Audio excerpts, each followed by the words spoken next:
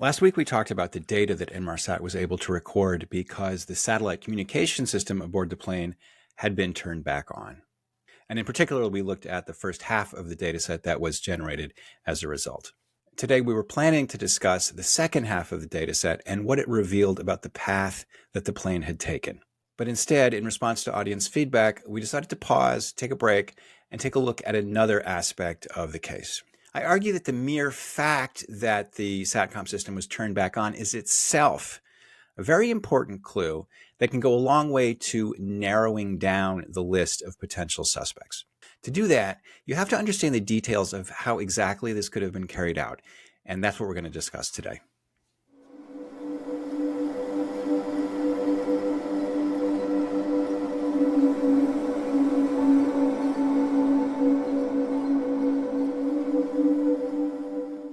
Hi, everybody. Jeff Wise back with you with another remastered episode of the first season of the podcast Deep Dive MH370, which we go through all of the evidence of the case step by step to understand what it tells us about the missing plane. I produced the podcast series in 2023 with my co-host Andy Tarnoff. I no longer have access to the original YouTube page. I'm presenting it here because I think it provides an excellent background for Season 2, Finding MH370, which I'm currently producing and which I urge viewers to check out. Okay, with that, let me pass you over to a version of myself from the recent past. We are not doing what we promised viewers we were going to do last time. We said we were going to get into the second set of the metadata, the BFO, the burst frequency offset data. So instead, what happened was that we got some feedback from listeners, from one listener in particular, who really made us think, okay, this is an important point. Let's respond. Let's be flexible. Let's try to deal with this topic that came up. Now, basically what happened was on Twitter, a very respected MH370 expert named Victor Ianello called into question one of the statements that we made in a and we should point out that this is the reason that this is almost live. We're doing these just a few days before they actually run, because this way we can take audience feedback or industry feedback and we can address it. So even if it means we have to slow things down a little bit because we were on a pretty breakneck pace last week, I think it's really important that we talk about what Victor said to you. So Victor runs an engineering company in Virginia called Radiant Physics, and he was one of the early members of a group called the Independent Group, which you were a part of until you got kicked out, and I'm sorry about that. I got kicked out. Yeah, it's okay. So he did. Should we say a little bit about what that is? Have we talked about that? We've talked about it a little bit, but give me a tiny bit of background, and then I want to read this tweet, and I want you to reply, because I think it speaks to where we're going with this entire thing. So when the plane disappeared, there were a lot of journalists who were covering it, and basically the officials would say something, and the reporters would just parrot it back and say, but the reporters had no idea what was underlying the things that the officials were saying. And people who had technical backgrounds were hearing this and trying to puzzle out, well, what do they really mean? And particularly when it came to the Inmarsat data, like they were making certain claims about that they were able to deduce something about where the plane had gone because of this data, but for the layman or even the technically educated layman who's hearing this stuff doesn't know what they're talking about. And so people came together and started to share information and ideas and expertise. And we got these little kind of like a little beehive of volunteers all sharing information on my website, jeffwise.net, and others, a guy named Duncan Steele. Later, Victor himself has a website that's still active today. People are sharing ideas, asking questions, creating scenarios, proposing solutions for where the plane went, and so forth. And this was called the Independent Group, and it did some really groundbreaking work. And in fact, in the final report that the Australian government issued, they thanked the Independent Group specifically and some of the members by name.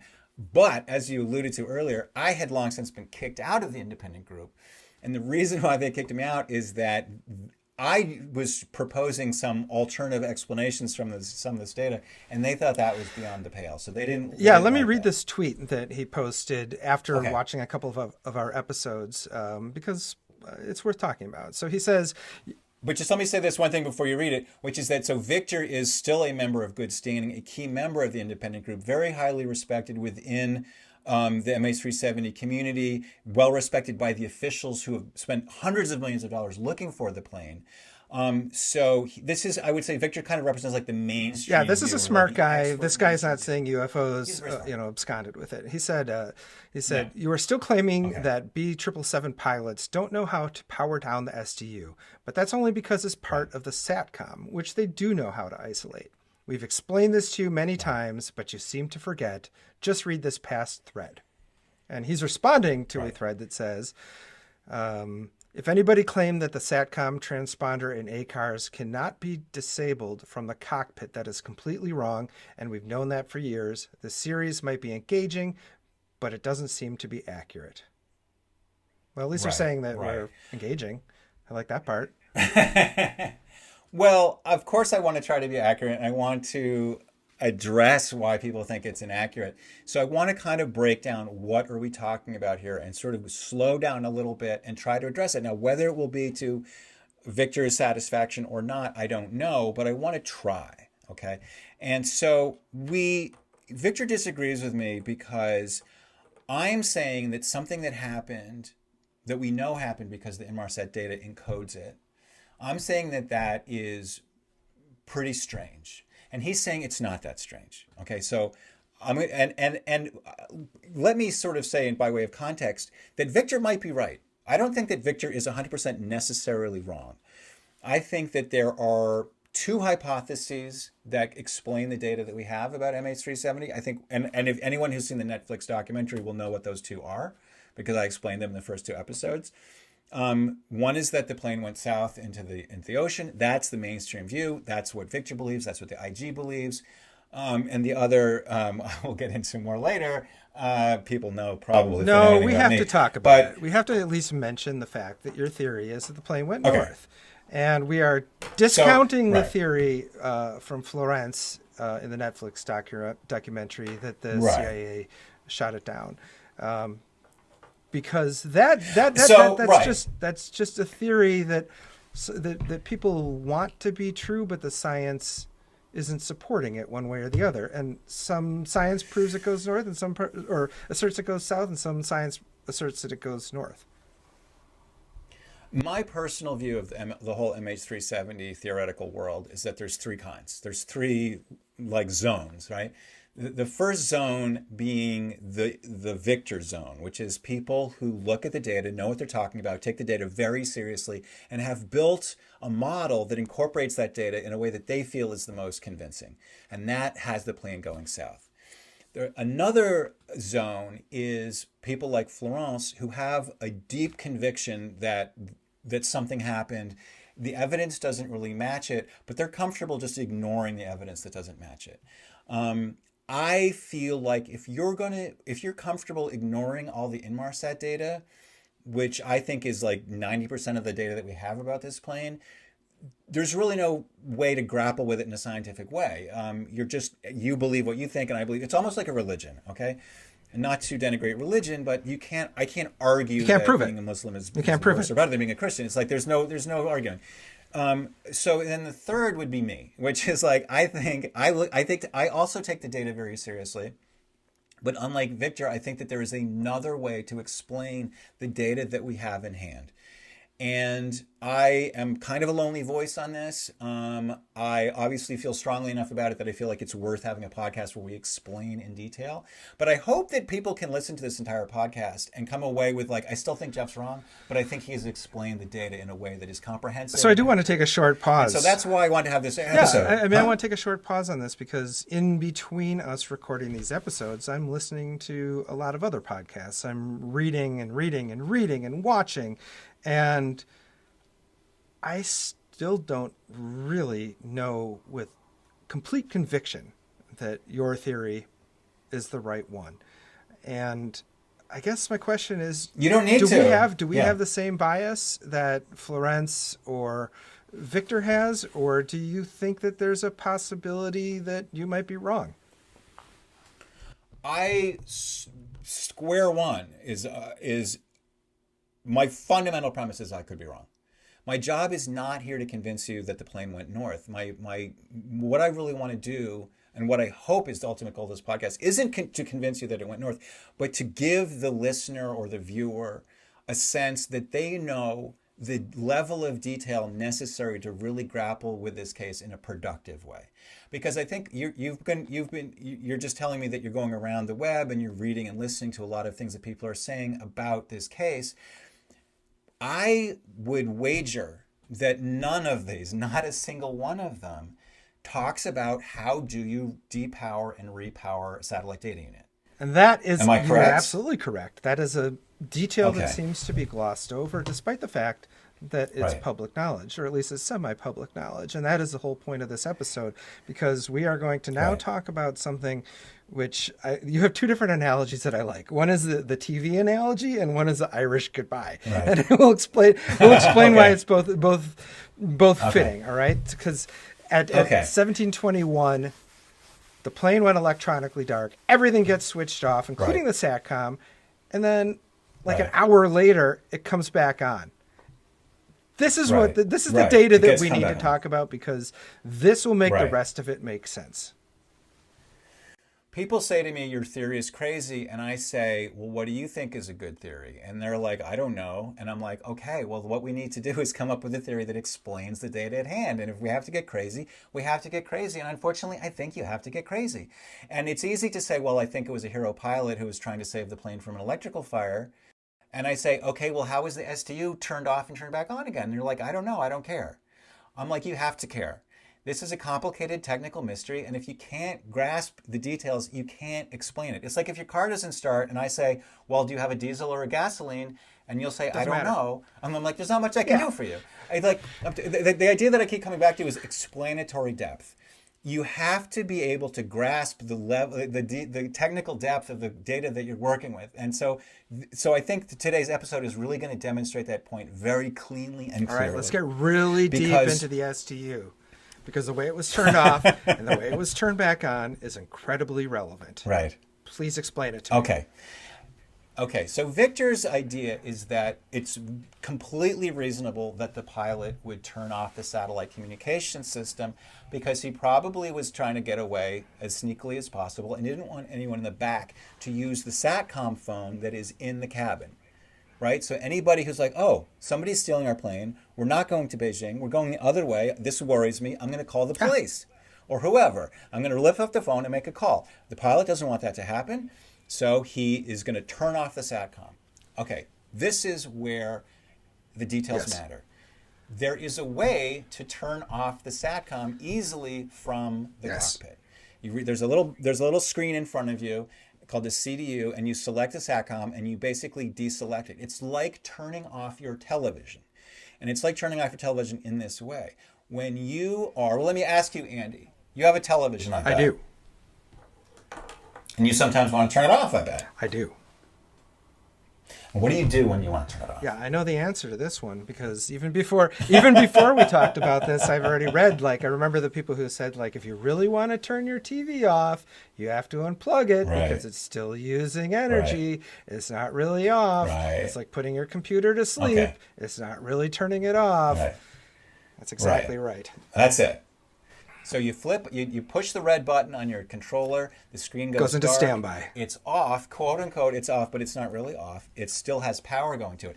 And so that's not what happened to MH370. Why? Because if that had been done, then the plane would have sent a signal to the satellite saying, I'm logging off, goodbye. Yeah, it would have been another breadcrumb. That didn't happen. They didn't receive that signal. Poof, gone. So off.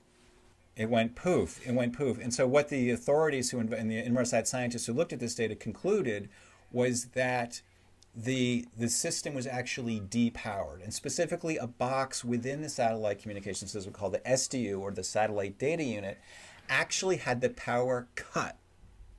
Now, how would you do that? There's probably a simple way to do that. There's probably an on-off button. No, there is not an on-off button. There's an easy way to do it and a hard way to do it. The easy way to do it, in terms of how procedurally complicated it you leave the cockpit, you go into the first class cabin. There's a carpet near the toilet, and you pull the carpet up, and there's a hatch. The hatch is unlocked. You open the hatch, you go down into the hatch, and sort of on the left, and actually we can patch in some video of this, of what it's like to go down into this thing. And there's circuit breakers there. You pull 3 circuit breakers, and boom, the box is depowered. Now, is this problematic from the pilot hijack scenario? Yes. Why? Because he said goodnight Malaysia MH370, and a minute later everything goes dark. Does he have time to like run down into the compartment and pull the circuit breakers? Probably not. So there's another way to do it that somehow seems to a lot of people a lot more likely. And this involves reaching overhead. There's a lot of circuit breakers, and you start pulling circuit breakers. Now, if you pull one circuit breaker to depower the satellite, what you're doing is you can't, from the cockpit, just turn off that one box. What you have to do is isolate an entire half of the the AC electrical system. It's called the left AC bus. And this has the satellite data unit on it. It has a lot of other stuff as well. Some of it which is quite interesting. So you have to speculate, well, maybe he was trying to depower something else and this thing got caught as a thing. But the point being, you have to turn on, so it's not like unplugging your television. It's like going down into your basement and pulling the circuit breakers for your entire ground floor. It's a pretty sophisticated switch flipping, if you want the desired effects. It's right. Well, it's sophisticated. Well, it's brute strength, but it's also sophisticated. It's brutal. You're turning off half the plane's entire electrical system, and then it's also sophisticated because why? Because if you try to isolate the left AC bus, basically there's a system within the 777 called the Electrical Load Management System, or ELMS, and it will reconnect it. It's going to do, anytime you try to reconnect it, it will try to reconnect it back. And so you're going to have to pull like 6 or 7 circuit breakers in order to actually make this thing as dead as you want it to be, because the plane does not want it to. Yeah, Boeing is not real fond of people being able to just willy-nilly start disconnecting its electrical systems. So not only do pilots, generally speaking, not know how to do this stuff, that's on purpose because they don't want this very thing to happen. Right, exactly. And so the sort of the word, the byword in Boeing aircraft engineering is redundancy, right? They want everything. If something breaks, there's something else to take its place. And if that thing breaks, there's a third thing to take its place. You have hundreds of people up in the air. You want to make sure they get on the ground safely. You want the pilot to have a plane that works. And you just don't want to turn stuff off. There isn't really a reason in flight to turn things off. And I've looked around, and as far as I know, there is no emergency checklist that a pilot is going to pull, and it's going to tell him in the heat of the moment, do X, Y, and Z, and in order to isolate the left. So this is why we're calling this also the Irish goodbye, which I think is a funny and hilarious way of describing this thing. I think I even like it better than the unplugging. Neither of us is Irish, so we might get in trouble. Okay, well, I think Irish people they're okay with it, right? I think they're cool with it. I guess we're going to find out. I guess we're going to find out. If Victor's not mad at you now, he's going to be mad at you soon. He's not Irish. Well, then someone else will be. Okay, no. The reason I'm bringing this up, okay? I love Irish people, by the way. The reason I'm bringing this up, Jeff, is because we can imagine why someone would want to hypothetically turn this stuff off. What we can't imagine is why someone would hypothetically want to turn it back on, because upon turning the SDU back on, they provided us with a ton of evidence that we wouldn't have gotten had they just left it off. So it's not only how did they turn it off, why did they turn it off, it's how did they turn it on, why did they turn it on, and what was the timing because of all of this stuff. It's unprecedented. Yeah. There's 2 really important points that I want people to take home from this episode, which is that, to my mind, not to Victor's, this is the gist of my disagreement with Victor. To my mind, whatever happened vis-a-vis the powering and depowering of the SDU, it implies 2 things. It implies the sophistication to do something pretty radical, and it also implies a motive to do something radical. And in the 9.5 years since this plane disappeared, there has been an extensive and ongoing discussion amongst people who care about this stuff to try to come up with a reason as to why you would do this. And as I've said, some of them seem okay, but they have problems.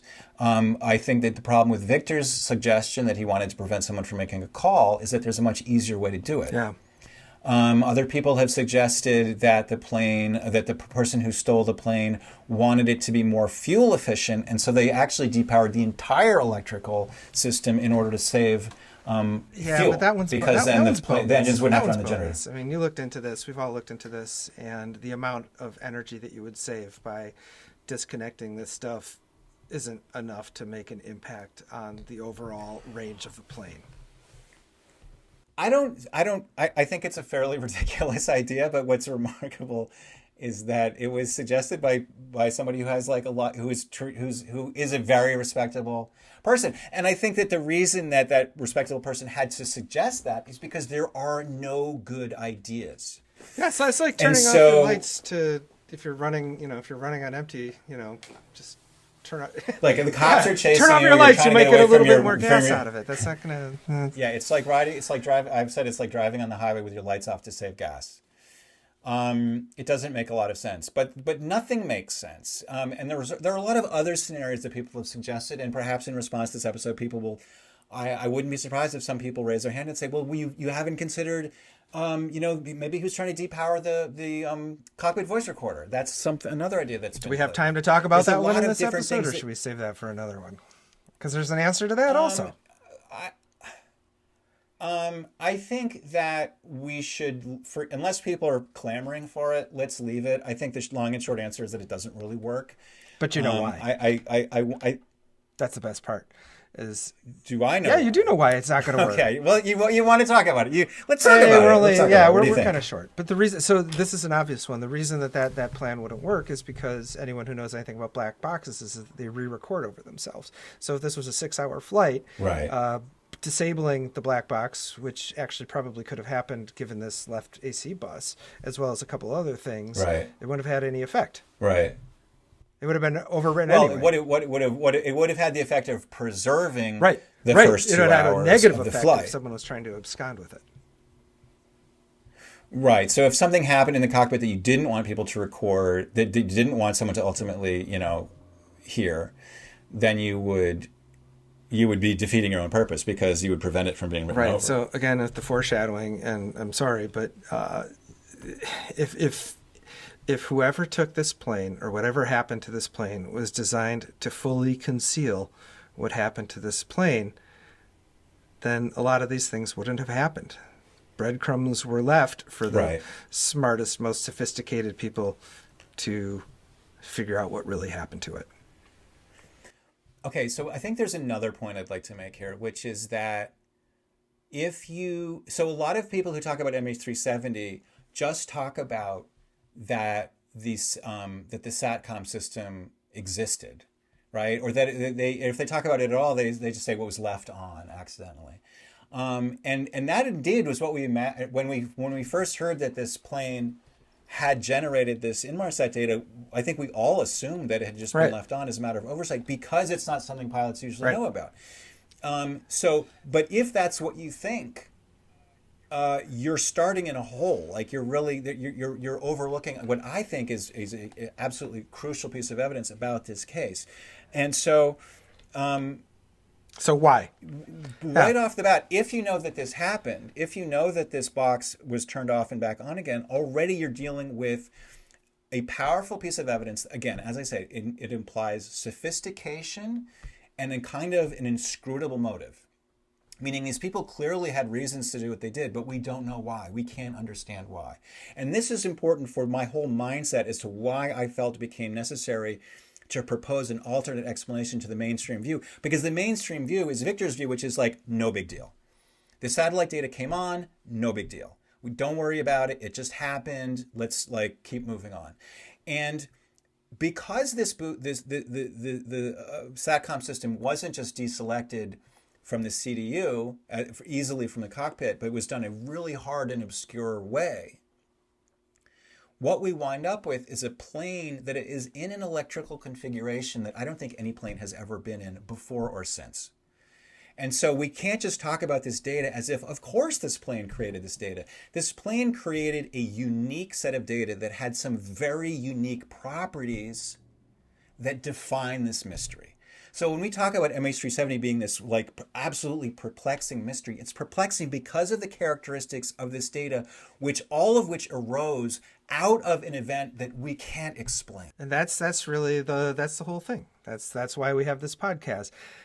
Everything we think we know about this case depends on an event that no one has been able to come up with a good explanation for. Right. So Victor says, I have a good explanation. And I'm saying, let's look at your explanation because I think it's actually more problematic than you're saying. There's another little twist to this detail that hasn't gotten a lot of attention, which is that, remember, the plane left Malaysian military radar, and we know there's a point where it was last seen, right? And then 3 minutes later, it sends the first ping. And so we know that between that last radar point and the last ping, the plane was flying to the northwest, right? Now, if you measure the distance from the last radar return to the first ping, the distance is too short for the amount of time that this plane was traveling. Now, there's two ways to explain it. Either it decelerated somewhat dramatically, or it turned. And maybe I'll try to get a graphic to you so we can sort of show what we mean by that. But so either it decelerated or it turned. Now, planes don't really want to decelerate. For one thing, we've seen this plane flying like a bat out of hell. It seems to be trying to get as far as it can, as fast as it can. It doesn't seem like it wants to go slow. And so let's assume that it turned. If it turned to the northwest. It turned north. Now, Victor acknowledges this. The IG acknowledges this. They explain it that they think that maybe the pilot or whoever took the plane was trying to avoid oncoming traffic. So they were leaving, because previously they'd been on an airway route, right? It's like a highway in the sky. But the thing about highways in the sky is that they're 40,000 feet high, right? So it's not like running into somebody if you're driving the wrong way down a highway, because you're both at the same altitude, 0. If you're heading directly towards somebody on an airway, you're probably at a different altitude, especially if you're flying like illegally in the dark, right? So their explanation is that the plane turned because they were trying to get off. They were temporarily getting off the airway, and then they turned south later. But the thing that I just want to, because it's a fairly minor point, but I think it's quite intriguing, is that when it was last seen, transitioning from radar to Inmarsat data, the plane was turning to the north. And in fact, it was turning pretty much onto the heading that a northern BTO route would take you. It's not dispositive. It's not proof that the plane went north. But the last time we saw this plane, it was going north. I'm not going to lie to you, Jeff. I barely understand what you just said to me in the last 2 minutes. And I think that's good, because I think that is a good place to pause this, because I want to elaborate more in the next episode about the reasons this plane could have gone north instead of south. Okay, that's it for today. Next week, we really do get around to talking about the second half of the Inmarsat data set. If you like the show, hit like and subscribe. For now, this is Jeff Wise saying, don't stop looking and don't stop asking hard questions. See you next time.